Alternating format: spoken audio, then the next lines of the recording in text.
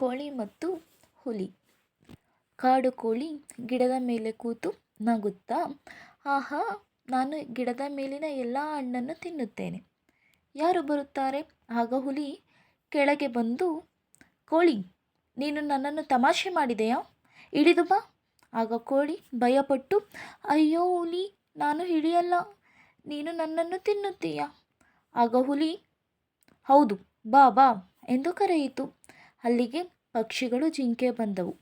ಒಂದು ಪಕ್ಷಿ ಕೋಳಿಗೆ, ಹುಲಿಯನ್ನು ಚಾಟಿ ಮಾಡು. ಹುಲಿ ಅಣ್ಣ, ನಿನ್ನ ಹೊಟ್ಟೆಯಲ್ಲಿ ನೀರು ಇಲ್ಲ, ನೀರು ಕುಡಿ. ಕೋಳಿ ಬುದ್ಧಿವಂತನಾಗಿ, ಹುಲಿ ಅಣ್ಣ, ನಿನ್ನ ಹೊಟ್ಟೆಯಲ್ಲಿ ನೀರು ಇಲ್ಲ, ಮೊದಲು ನೀರು ಕುಡಿ.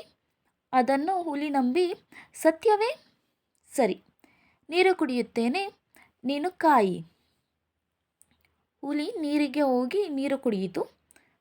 ಕೋಳಿ ಇನ್ನೊಂದು ಗಿಡಕ್ಕೆ ಹಾರಿ, ಕೋಳಿ ನಗುತ್ತಾ, ಬಾಯ್ ಬಾಯ್ ಹುಲಿ, ಬುದ್ಧಿಯಿಂದ ಉಳಿದೆ ಎಂದುಕೊಂಡು ಹೋಯಿತು. ಆಗ ಹುಲಿ ತಿರುಗಿ ಬಂದು, ಅಯ್ಯೋ ಕೋಳಿ, ಹೋಯಿತು ಅಂತ ಹೇಳಿತು. ಇಲ್ಲಿನ ನೀತಿ ನಾವು ಕಲಿಯುವುದಾದರೆ, ಬುದ್ಧಿಯಿಂದ ಎಲ್ಲ ಸಮಸ್ಯೆಯನ್ನು ಎದುರಿಸಬಹುದು.